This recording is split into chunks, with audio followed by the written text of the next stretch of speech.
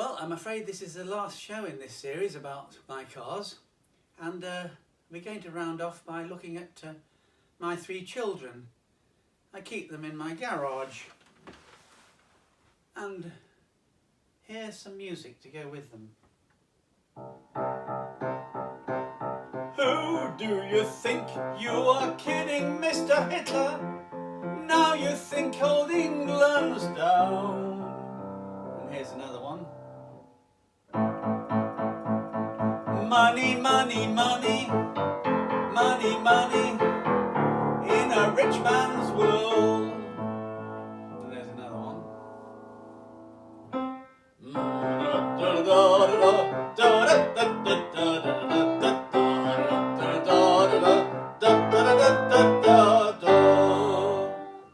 Well, I think you can guess which goes with which. Here's the cars.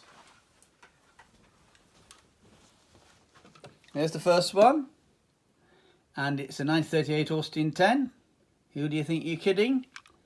And I keep that because it was the car I learnt to drive on, and I do like getting in it and driving and pottering about. And the second one is this one, my Saab, 1987 Saab Turbo convertible. Beautiful car to drive and to look at. And the third one is of course the Bristol 411. Why do I have those 3 cars? I mean, they're not the sort of things you would normally choose. I mean, people have Jaguars and you know, all sorts of things like a Morris Traveller and things like that. These aren't sort of like normally a car that you would collect and have those 3. Well, the reason is that they represent different parts of my life, rather like your children do, I suppose. The little Austin, who do you think you're kidding, Mr. Hitler, represents my youth, my first car. This one, Money, Money, Money, the Saab, Swedish, ABBA car, that represents when I was at my most successful in America in the 1980s. And the last one represents since then when I've been at my most corpulent. And it's funny, isn't it, if you thought, well, what would I be if I was a car? I don't know which one I would be of those 3. I suppose a mixture of all 3, really. Well, getting towards this one, really. Polly says the Austin, she says, well, and I've said after 80, and it's not very long ago, 3 years ahead, that maybe I shouldn't be driving on motorways and things, and I think, you know, maybe just pottering into the local village or town in a little Austin 10, which is rather nice. The wheel has come full circle, hasn't it? Who do you think you are kidding, Mr. Hitler? If you think old England's down, we are the boys who will bet your little game. We are the boys who will get you back again. It's funny, isn't it, collecting cars?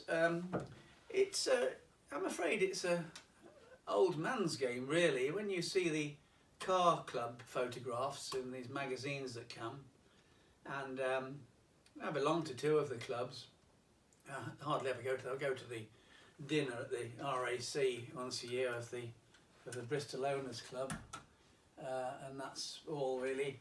But there's something about the collecting of cars that seems to appeal to older men over 60 and some well over, and you can see them in the photographs. They're bald or they've got this colour hair. You don't see any sort of sprightly young types, very rarely, collecting any sort of old cars. And I don't know why it is. I suppose the obvious answers are that people have got mostly retired and they've got the time, and it's like a hobby to do something up and have a car and that sort of thing.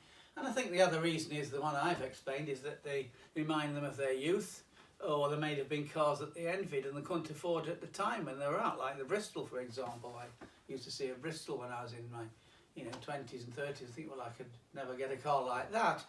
But I think there's more to it than that. And I think really, if you're restoring and maintaining these cars of yesteryear, what you're really trying to do is to make time stand still.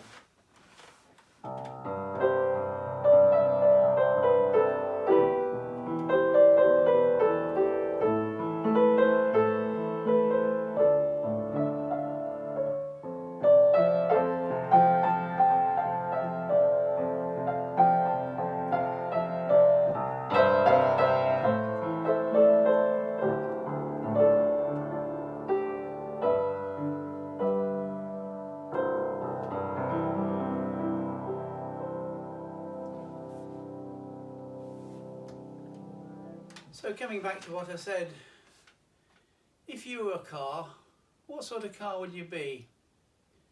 Think about it. You've got until Christmas Day, because on Christmas Day I'm going to do a Christmas Day special, just a one-off. Hope you've enjoyed watching.